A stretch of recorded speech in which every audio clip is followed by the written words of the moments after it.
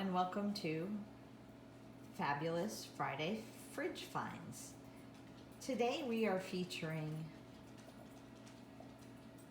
pearled sorghum, which is a whole grain and gluten-free.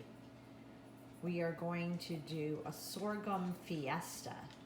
So I have some leftover pork roast, which I marinated in this cilantro lime dressing.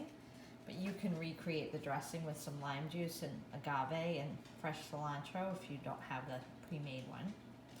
I have some fresh diced tomatoes, last of garden tomatoes. And then I have some of these lunchbox peppers, which come in a variety of colors and add a little bit of color and sweetness and crunch to your recipe. Some fresh cilantro, some green onion, also from the garden.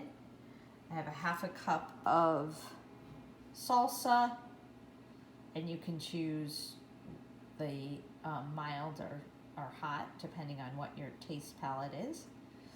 And then in here I have the sorghum, which I cooked, 1 cup of sorghum and 3 cups of chicken broth in the slow cooker for 4 hours. And then to that I added a half a can of black beans.